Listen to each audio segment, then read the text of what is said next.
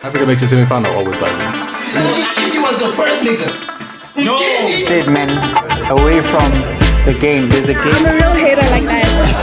You guys are gonna ride Messi there, but like guys, the man can only do so much. Yo, my brothers, my sisters, and my ballers. Welcome back to another match day of What's Football with our fans, with your favorite social football analyst, Tsepiso Pizzi, aka Tsebzoro. To the ballers passing by, I hope you like what you see because I surely like what I do. And make sure to join the returning ballers who continue to show me gang love and appreciation by liking, commenting, as well as to subscribe. Another segment or another match day, if I may say, of Have Your Say is with us. Obviously, you know I'm not rolling alone. Over on my left, I have a returnee named Yanga, who's representing the box.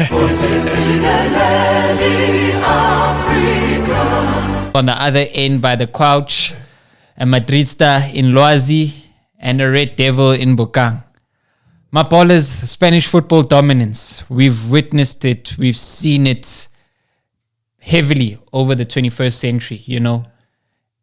Women's side and the men's side, Yep. you know. I'm just mentioning the women as, you know, ladies first. Yeah. But let's bring it over back to the men. Recent champions of Euros 2024. Euro under 19s. They also hold the title as well as under 17 level. In the men's side, England have the under 21 title.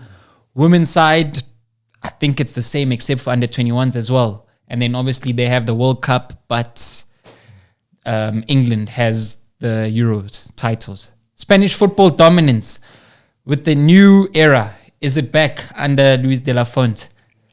It's back. I think there's a lot of development that's proper because he also comes from the youth team growing up. So the players know him. They're very familiar with him. Had success as well at And youth had level success with at youth multiple with players. of those players. Yeah, exactly. So it's definitely back. It's no. Spanish football is in a good place right now.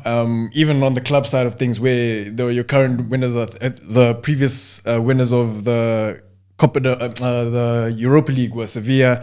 Real Madrid recently won the Champions League. So the Olympics, I think, are held by the Spanish, no? As well. You know, so they're in a very good space. The football is looking good. La Liga's improving. And if the competition improves there with the majority of the players playing for the Spanish team playing there, it's only going to get better for the Spanish, I feel.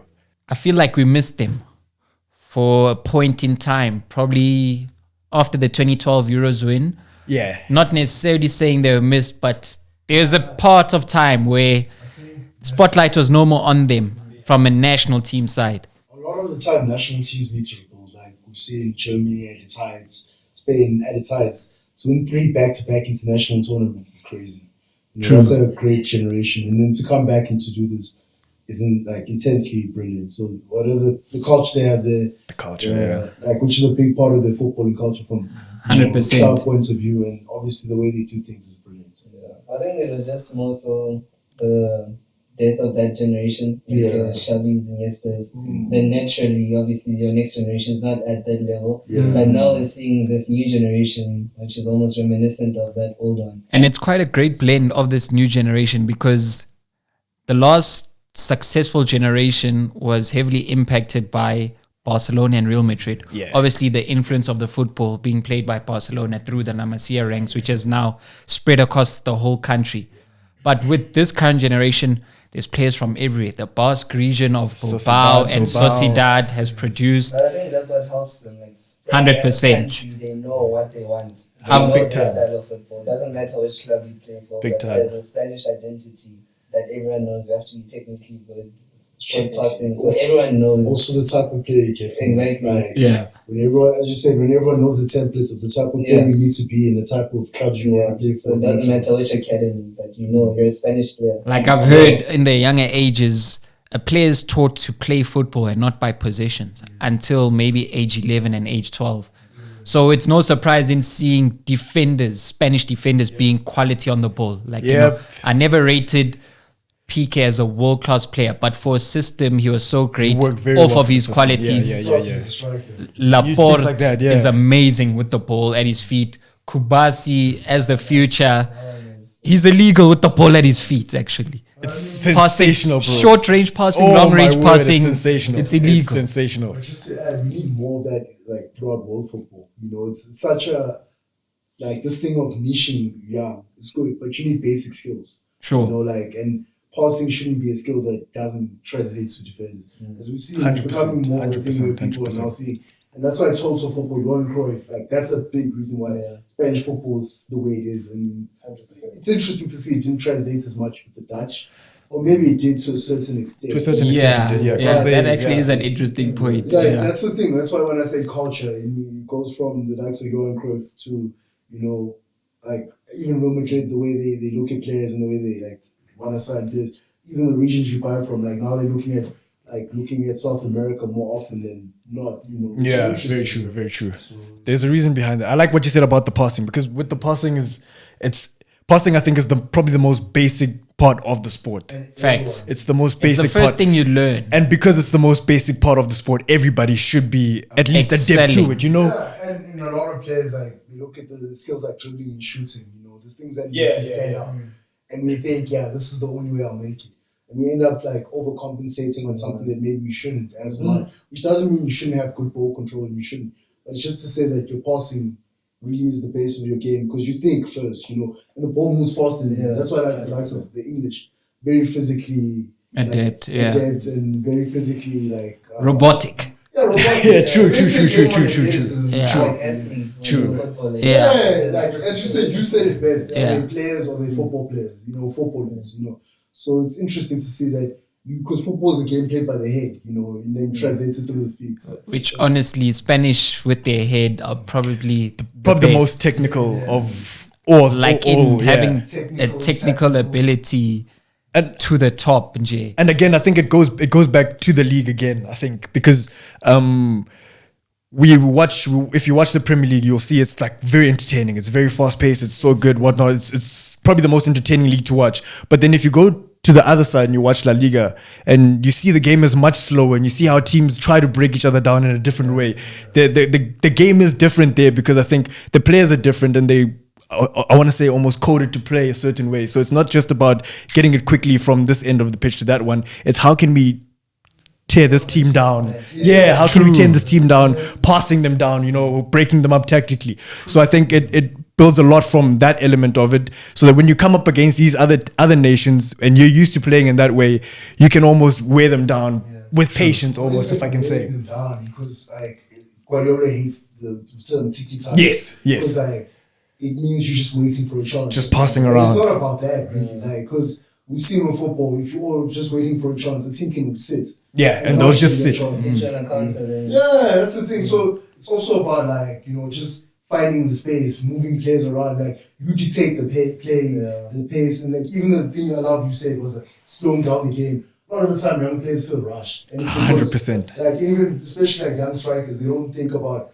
like you have the ball. The game literally is going at your pace. Yeah. You don't have to necessarily shoot now. You can do so. It's all that options and that high IQ and that thinking. Even the culture, you can see it in the under 10s. Like, I'm sure you saw that clip of those like it's the under 12s, under 10s, just going around social media and Twitter a few months back, and you could see at a young age such confidence from those Real Madrid like young players, such intelligence, you know, to look at like the game as it is, to play the right pass, to see the spaces, like to understand, like, and it was just the thing of like when you do that consistently, you build that base. And Yep. I don't even think it's like the way they play, they slow the game down. It's like when you have time to think, you know, you can position yourself, so you give yourself more time on the ball. Yeah. And then your opponent also respects you that, okay, I can't press because he's just going to pass around me, so I'd rather stay back. You know? So it's not even that I'm slowing it down, they're just not pressing because they know I'll just pass The around. intelligence That's is also a good there. point. That's also a good Make point. a decision before you got the ball. I think somebody said True. that where it's like, if you're making a decision when you've got the ball, You're gonna lose it. sometimes it's too late. You know? And like obviously things change as you dribble or you make a pass, whatever it is. But it's to say that your thought before you get the ball, your thoughts after the positioning, as you said, all That's essential. why in the Premier League, you feel like I can press him because he's not that in tune with True. his surroundings. Yeah. Check your I shoulder. can't just press. Menor, check your shoulder. Because he's so used to just running. That's why it seems like the game is slower, but if you actually watch the teams play, they vary with like the tempo of how they play. Yeah, the Yeah. wavelength and the Yeah. frequencies that they move with is Even just the totally technical different. ability helps because when you mess up that one touch, Now you have a significantly less amount of time. Exactly. So you take too many touches. Yeah. Like instead of just moving the ball when you don't have to. Also, the necessity and the efficiency is also quite different. That's true. I think you also mentioned something about this Spanish team being more, I guess, all rounded in the sense of players coming from different parts of the region. And it's not to say that the previous ones, sorry to interrupt you, that have not been a team. For all my years watching Spain, there's never been a standout superstar. Yeah, exactly. You see, it's been across the board. It's always been a team. Now it's across the board, across different clubs. Whereas before it was just Madrid and Barcelona. Exactly. And I think that's why we saw maybe, I guess, a death of that previous generation because it was predominantly those stars of Barcelona and Real Madrid. So when they started to fall away, I guess a little bit of the Spanish national team did as well. But I think this time around it's different because they come from Real Sociedad, Bilbao, Villarreal, wherever it is that they come from, not just Real Madrid, Atletico, or Barcelona. Then there's an element of these players can develop, these players can adapt, and these players can deal with certain situations, even if players from Barcelona aren't selected for this team or Real Madrid or whatever. So I think it bodes well for them that they have that all-round selection. I think it's something that's gonna come in very handy. When Rodri went off, we didn't notice that he went off. I'm sure English people were like, "Whoa, who's this guy? Whoa, Rodri's gone off. We're gonna eat now." That's a guy I wanted Barcelona to sign. And I literally said Zubimendi is literally gonna be a copy and paste for the next 45 minutes. And he held it down. What I like about Spanish players is that you don't have to necessarily be like the player ahead of you. They know how to work with their players. Yep. Like there's this dogmatic approach of I need a Rodri, I need whoever the template player for that position is that we've seen in other leagues. And oftentimes that's not going to work. You look at your players, you see because when they went the physical, they aren't physically big or tall, necessarily the fastest, but they still played through. They figured out what works for them. That Barcelona team is characteristically known for diminutive players, Yeah, true. So you know what I'm saying? True. And at some point the whole thing was getting bigger, faster players, So it's when do people just start saying, this is what we have, this is what we can do. This is and as I said, young players really just need to focus on the basics, and everything else will come through. In throwing a span in the works, from this current Euro winning side, I may say, so after Spain's golden generation, there was a next generation, and the players that I can label from that generation, who I also thought will still achieve great success. I'll say from that generation, from this winning side, Morata, Carvajal, and then Nacho just off of, honestly, a great one season, but no disrespect to him, bro. Sure. Because, no, he is a decent player, but he's always been a squad rotation, let's be honest. Apart from this season, That's the generation that I'm coming to. Thiago Alcantara, Koke, Isco, Batra, they had Montoya, Rodrigo Moreno. Yep. I expected success from that generation. Obviously it's Morata, Carvajal left, Nacho. Yeah. Well, Nacho, I don't see him at the 2026 World Cup. There was also coaching issues at the previous tournaments. To a certain extent, I can just highlight it with Russia 2018 World Cup. That was an awful situation. Yeah. Situation. Yeah. Awful situation.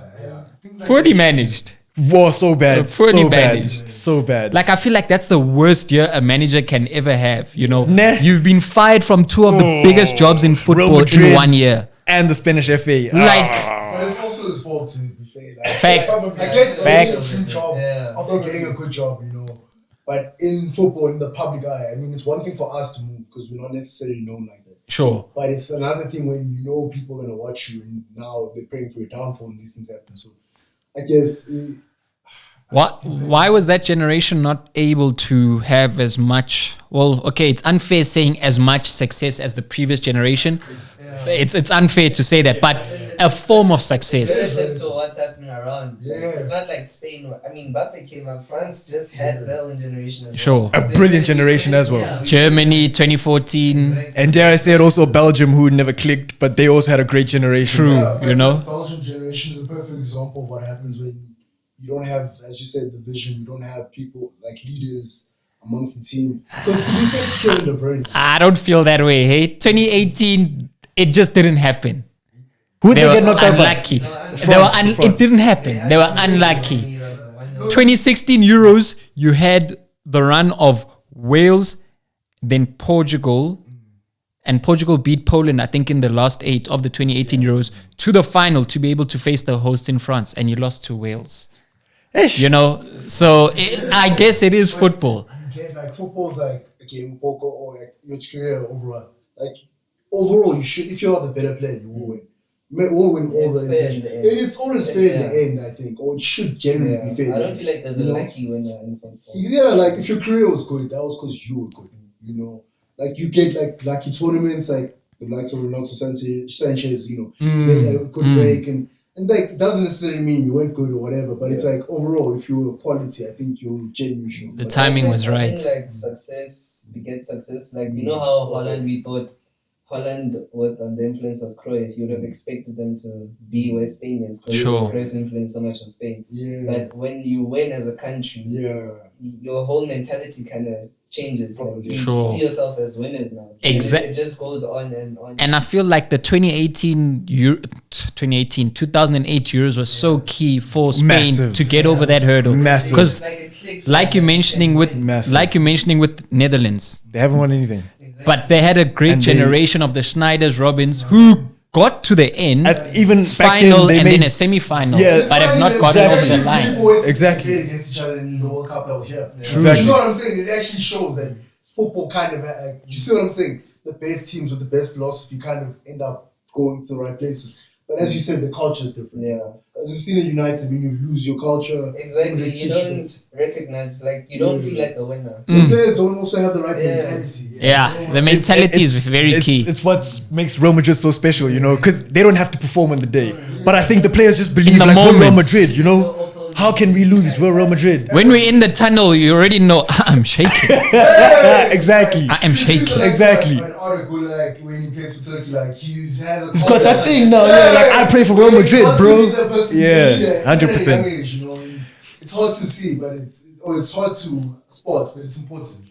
I want to say though, like with what you said, why the Spanish didn't get the success post that generation. It's what you said. I think it's relative because of that. I think the teams around them were getting better.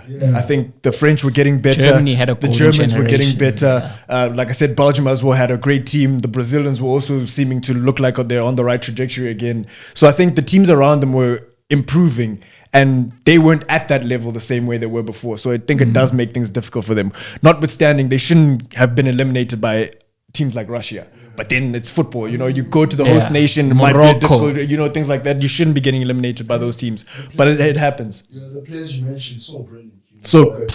Like, you know, like I was just thinking about Isco, like, the promise in the world, you know. My, oh my. And like, things didn't work out for him, and it is that luck you guys so good. I get that. But like sometimes you just feel that if things weren't meant to be, you know, it's tough. And it's a different Spain team now, in as much as they are good from the other generation. I think they also had to adapt to the way football is moving. Now they play with out-and-out winners. They have Nico and Lamine and like in the national team sense now. It's not like your old Spain where it was just... It was midfielders the whole way. Fabregas was even playing a number 9, David Silva wide. 100%. It was a madness. 100%. Maybe the old Spain, they didn't have of the same quality like the 2018 generation of maybe now you have Lamine, which seems generational. They didn't have that. To be honest, it is. So it's your life. It's quite tough, and to see it that way, you know, the club's success as well across Europe. I don't know the record, but I feel like Spanish teams against teams from other countries in Europe, they've won over the last 15 finals in a row of a European domestic competition. And again, I just want to put it out there. It's not just Barcelona and Real Madrid. It's across all the competitions. You have Villarreal beating Manchester United in the Europa League final. You have Sevilla beating your Liverpools. Sevilla beating Inter Milan. There's a lot. It's massive. It really goes back to that. Like if you're so good, I think domestically, it does translate more internationally and also continentally. I think it has to translate. That's and if a Spanish team has lost in the final, it's against another Spanish team. Sorry, Atletico Madrid fans. You know, exactly. That's very true. That's very true. One thing to think about is also like I was thinking about Italy. Like Patrice Evra was talking about how different like the philosophy, training and everything. And now when I think about Spain, also like the way they look at the game, the way they train. Like I really wish more people would understand that it is such a difference. Football is studied in Spain. Like it's modules at some, for lack of a better word, tertiaries or management courses, but like it is actually studied. Hence why we've come across great Spanish coaches, and there's a heavy influence of them now or from the game that they've built. Speaking very of true. Pep. Very, very true. Now in Germany's success, the influence that Guardiola played in that. And now I'm interested to see how Hansi Flick, his influence now on Barcelona, if that will then materialize or influence Spain to an extent. It can. I honestly feel like it can. From the early signs shown, I feel like it can. To a certain extent, but we'll just have to let time do its thing. I think so, considering what the coaches have said of the teams that we've played. So Valencia, Bilbao, and Rayo Vallecano, they've all said something quite different and about how Barcelona have approached the game in terms of tactics and whatnot. So it seems almost revolutionary, if I can say what Flick is doing. But only time will tell, because he'll only be remembered by his successes. Those games were only 2-1. What did the Valladolid coach say? He was saying that the way Barcelona were so tactically acute that they couldn't break. They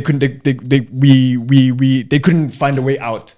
Valladolid also said this. The coach yesterday for Valladolid said, we tried to play the same way that we played against Real Madrid. Yeah. And they lost the game 3-0 against Real Madrid. But only second half. Very late. Yeah. And he was saying that we couldn't do that because Barcelona were able to beat the low block. So there's things that Flick is doing that might be different to what other coaches in Spain are doing, which I hope they don't catch on to very quickly. But it could end up being something that really does benefit the Spanish national team. Spoiler alert, Young is a Barcelona fan. Hence why he's speaking like that. In saying, with us closing off, the success of the Spanish national team as well as club level has now transformed over the last 10 years onto the women's side. You have great intel on the talents of Aitana Bonmati, Alexia Putellas, and the influence that they've had with the players around them, with the Jenny Hermoso, Olda. They were finally able to get over the line in winning a World Cup. The Olympics is still to come, with them having a great generation right now. Barcelona has caught up, not in titles, but has closed the gap heavily on Lyon in being a powerhouse in women's football. I feel like Spain is one of the few countries that have heavily invested in women's football. Sure. I think them and US, in terms of women's football. Yeah, Germany as well. Which, naturally would just result in them winning. And even the youngsters, starts from under 17, they're winning everything. They have everything. Summer Pereiro has all the World Cups.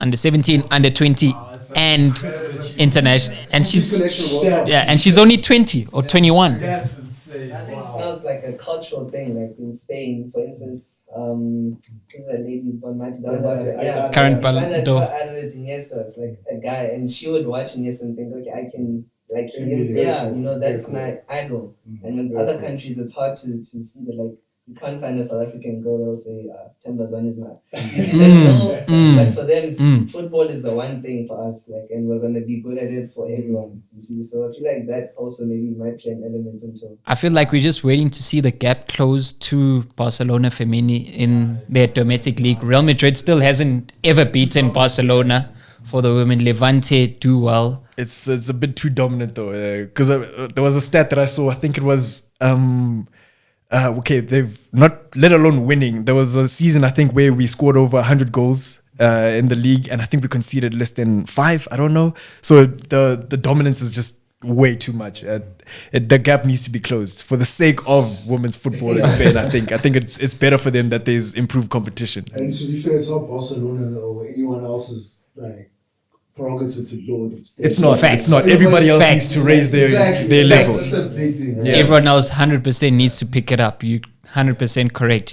Spain, I was chatting to a friend recently based in Spain, and they look at themselves as the best, and rightfully so, from a coaching sense as well as with the players. The English propaganda from a media sense, where Spain actually do that from a football sense, and it's shown as to how much of an influence they have in football across the world. I feel like the biggest footprint in modern day football is off of Spanish football. Yeah, it's founded on that. Very true. I just wanted to ask, what do you guys think then about the next World Cup that's coming in 2 years' time? In the Americas. In the Americas, do you think how well do you think Spain can do in that World Cup?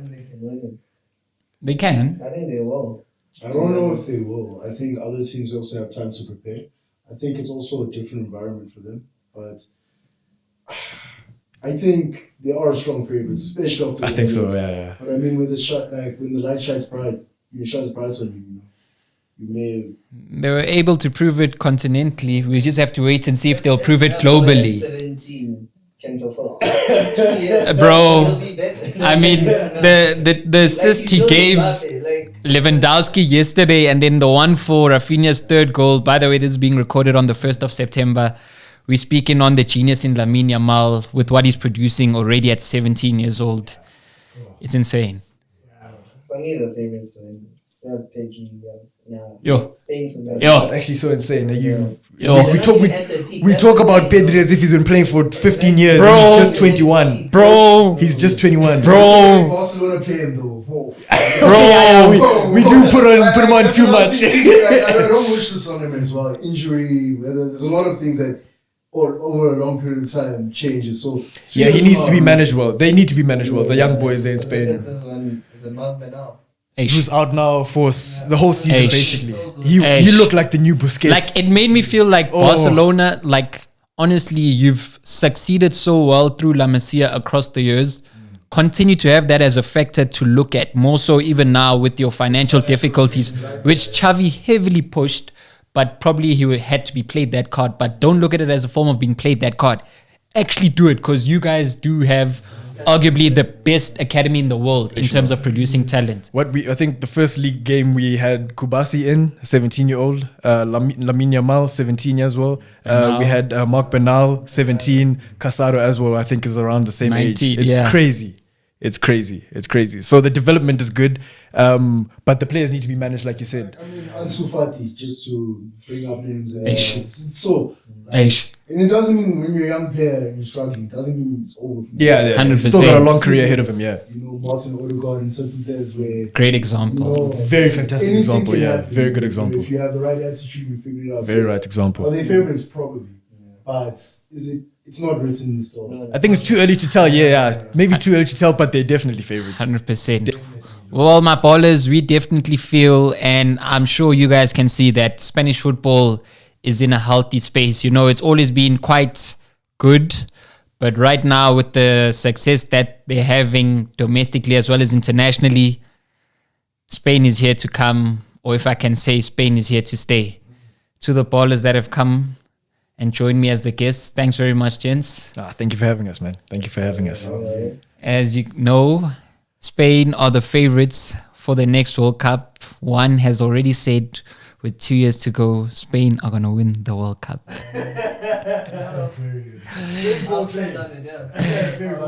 In saying that, my ballers, continue to like, comment, share, as well as to subscribe. And until next time, live long. You guys are gonna ride Messi, but like, guys, the man can only do so much.